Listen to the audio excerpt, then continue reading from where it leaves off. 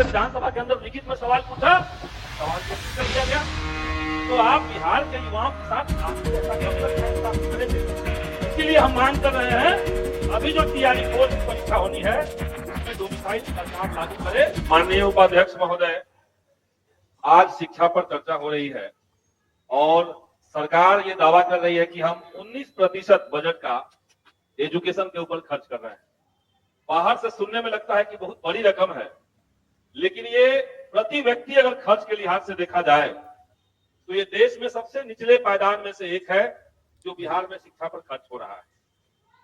सरकार ने हाल में कास्ट सर्वे का रिपोर्ट लाया था और उसमें एक बात हमने देखा कि 31% बच्चे जो +2 की पढ़ाई पूरी कर लेते हैं उन्हें डिग्री कॉलेज में जगह नहीं मिल रही, क्योंकि 20 साल से ये सरकार जो चल रही है एनडीए की, 20 साल से इन्होंने एक नीति बना के रखी थी कि अगर अनुमंडल में कोई डिग्री कॉलेज होगा तो हम और नहीं खोलेंगे। इसी सदन में अपने पालीगंज में डिग्री कॉलेज की मांग की थी, सरकार ने कहा कि अनुमंडल में एक है तो दूसरा नहीं खोलेंगे।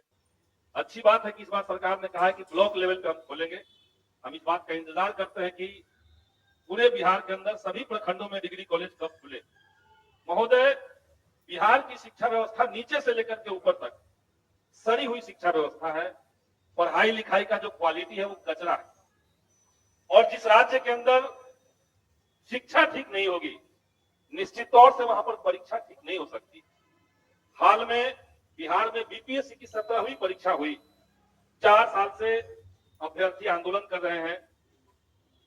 13 दिसंबर को जो परीक्षा हुई थी महोदय, उस परीक्षा का समय था 12 बजे से लेकर के 2 बजे तक, लेकिन 1 बजे हमने देखा कि सोशल मीडिया पर उसका पेपर वायरल हो गया, पेपर लीक हो गया।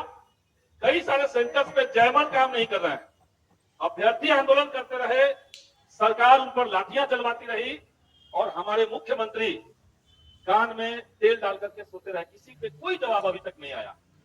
2 परीक्षाएं हो गई, 13 दिसंबर को, 4 जनवरी को। 2 परीक्षाओं में कॉमन रिजल्ट, जब आयोग ये कह रहा है कि हम नॉर्मलाइजेशन नहीं करेंगे, तो कॉमन रिजल्ट आखिर किस मेथड से दिया गया ये आज तक किसी को पता नहीं चला, हम लोग को नहीं बताया गया। कैसे आपने कॉमन रिजल्ट दे दिया? 13 दिसंबर की परीक्षा में जितने बच्चे बैठे उसमें से 6% बच्चे उत्तीर्ण होते हैं, लेकिन 4 जनवरी की परीक्षा में जो बच्चे बैठे उसमें 20% उत्तीर्णता का प्रतिशत है। महोदय, ये इतना बड़ा गैप कैसे आ गया? यानी शुरुआत से लेकर के अंत तक मल्टी लेयर्स गड़बड़ियां बीपीएससी की परीक्षा में हुई है, और इसलिए हम सरकार से कहेंगे कि उस परीक्षा को रद्द करके आप री एग्जाम कराइए। बिहार के युवाओं के साथ, उनके भविष्य के साथ खिलवाड़ बंद होना चाहिए। बिहार में महोदय शिक्षक बहाली अब बीपीएससी के माध्यम से हो रहा है। जब टीआरई 1 हुआ, इसी सदन में हमने मांग की थी कि उसमें डोमिसाइल नीति लागू होना चाहिए। सरकार ने विज्ञप्ति के समय डोमिसाइल लागू किया था, लेकिन हमारे माननीय मुख्यमंत्री को अचानक से एक खुमार आया कि अब इन्हें प्रधानमंत्री बनना है। डोमिसाइल 10 दिन के बाद उसको विड्रॉ कर लिया गया, वापस ले लिया गया। अभी टीआरई 3 का जो परिणाम आया महोदय, टीआरई 3 में 1 to 5 के जो टीचर नियुक्त हुए हैं उसमें से कुल पद 1 से 5वीं तक कक्षा के शिक्षक 7,440 जो टीचर नियुक्त हुए हैं, उसमें 6,099 टीचर जो हैं वो दूसरे राज्य के हैं। आप समझिए कि ये जो आंकड़ा बिहार के अंदर आ रहा है, बगल में झारखंड के अंदर डोमिसाइल लागू है, पश्चिम बंगाल, उड़ीसा, उत्तर प्रदेश, हरियाणा, हिमाचल प्रदेश, तमिलनाडु, महाराष्ट्र, मध्य प्रदेश, इतने राज्यों के अंदर जब डोमिसाइल लागू है तो बिहार के अंदर बिहार के युवाओं के रोजगार की संभावनाओं को बचाने के लिए यहाँ डोमिसाइल लागू क्यों नहीं? ये हमने सरकार से विधानसभा के अंदर लिखित में सवाल पूछा, सवाल कैंसिल कर दिया गया। तो आप बिहार के युवाओं के साथ आखिर ऐसा कब तक नाइंसाफी करेंगे? इसीलिए हम मांग कर रहे हैं कि अभी जो टीआरई 4 की परीक्षा होनी है उसमें डोमिसाइल सरकार लागू करे। ये जो विभत्स आंकड़े आ रहे हैं बिहार के अंदर, ये खिलवाड़ बिहार के युवाओं के साथ बंद होना चाहिए। एक शेर है महोदय कि वो जो बेचते थे दर्दे दवाए दिल, वो अपनी दुकान बढ़ा गए। सरकार ने कहा कि हम टीआरई 3 में 87,774 पदों पर बहाली करेंगे। अभी 2 दिन पहले उसकी जो ज्वाइनिंग हुई है 51,300 कुछ पद पर ज्वाइनिंग करवाया गया।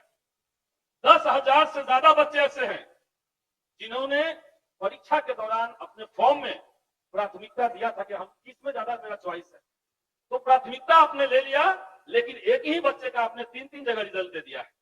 झांसा कराया बिहार में रोजगार के नाम पर, और बड़ी संख्या में बच्चे जो हैं वो कट ऑफ के अंदर आकर के केवल एज के चलते या एक नंबर से बाहर हो गए। 87,000 बहाली निकल रही है और 51,000 पे ज्वाइनिंग हो रही है। इसीलिए सरकार टीआरई 3 में सप्लीमेंट्री रिजल्ट दे। बीपीएससी ने लेकर जारी करके कहा है कि अगर शिक्षा विभाग उन्हें कहता है कि सप्लीमेंट्री रिजल्ट इतना दिया जा सकता है तो हम देने के लिए तैयार हैं। शिक्षा विभाग कह रहा है बच्चे मिनिमम क्वालिफाइंग मार्क्स ला चुके हैं, क्यों उनको आप बाहर रख रहे हैं? तो सरकार टीआरई 3 में बच्चों के साथ न्याय करे। लाइब्रेरियन की बहाली महोदय, शिक्षा की बात हो रही है और लाइब्रेरियन की बात कभी नहीं हो रही है। 2008 के बाद से 2025 चल रहा है, 2500 बार सरकार ने कहा कि हम उसके लिए नियमावली बना रहे हैं, विज्ञप्ति आने जा रहा है, हम कुछ तरीका निकाल रहे हैं, और उतने साल से लाइब्रेरियन की बहाली महोदय नहीं हुई है। बिहार के अंदर लाइब्रेरियन की बहाली, भ्रष्टाचार बिहार के विश्वविद्यालयों का बड़ा प्रमुख सवाल है महोदय।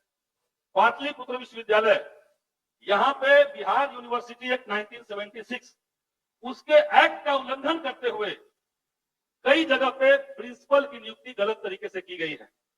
मालतीधारी college Naubatpur, Ramkrishna Dwarika college Patna, BD college Patna, सरकार का एक्ट कहता है कि उसी कॉलेज का जो सीनियर एसोसिएट प्रोफेसर होंगे, अगर यूजी की पढ़ाई हो रही है तो सीनियर एसोसिएट प्रोफेसर वहां के प्रभारी प्रिंसिपल बन सकते हैं।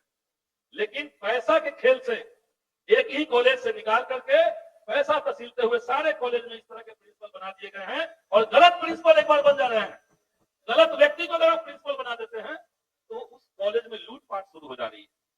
अभी बिहार के अंदर बाकी विश्वविद्यालय में ठीक हो चुका है, लेकिन पाटलिपुत्र विश्वविद्यालय में बड़े पैमाने पर इस तरह की धांधली हो रही है महोदय।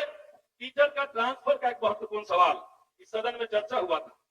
2020 के सेवा शर्त नियमावली में सरकार ने कहा कि हम करेंगे, तब से अभी तक सॉफ्टवेयर खेला जा रहा है महोदय। कम से कम महिलाओं को और दिव्यांग टीचरों को आप तत्काल गृह जिला में उनके चॉइस के अनुसार, ताकि वो अच्छे से पढ़ाई कर सके, आप ट्रांसफर करवाइए। बिहार के अंदर महोदय अभी सरकार ने कहा कि हम सारे प्रखंडों के अंदर डिग्री कॉलेज खोलेंगे। आपके पास पहले से टीचर कम है, कॉलेज के अंदर 40% फैकल्टी के पोस्ट खाली पड़े हुए हैं। ये बहाली हो जाएगी, इसके बावजूद की हम बात कर रहे हैं। आपके पास पहले से पोस्ट खाली है, आप डिग्री कॉलेज खोलने की भी बात कर रहे हैं।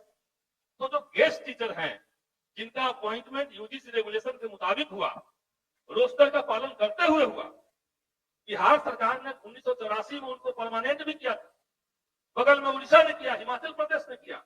तो बिहार के अंदर अभी जो गेस्ट फैकल्टी हैं, उन जो 5 से 6, 7 साल 8 साल से लगातार काम कर रहे हैं, शैक्षणिक और गैर शैक्षणिक काम कर रहे हैं, उनको सरकार परमानेंट करने का व्यवस्था करे।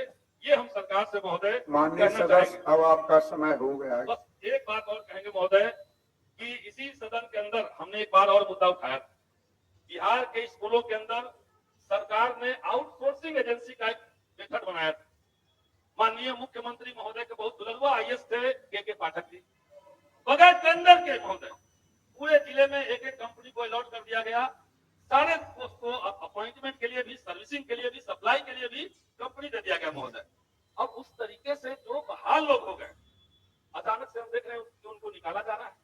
अगर उनको निकाल रहे हैं इस आधार पर कि उनकी बहाली गलत हुई है, तो जो व्यक्ति ने बहाल किया उस पर कार्रवाई क्यों नहीं हो रही है, ये हम सरकार से महोदय पूछना चाहेंगे। अब आप अपना आसन ग्रहण करें। महोदय, आउटसोर्सिंग एजेंसी के बारे में एक बात माननीय सदस्य श्री प्रफुल्ल कुमार मांझी महोदय, एक मिनट का बचा महोदय, एक बात और कहेंगे कि आउटसोर्सिंग एजेंसियों का जो मकरजाल है महोदय, बेल्ट्रॉन ने सरकार को एक चिट्ठी दिया था सामान्य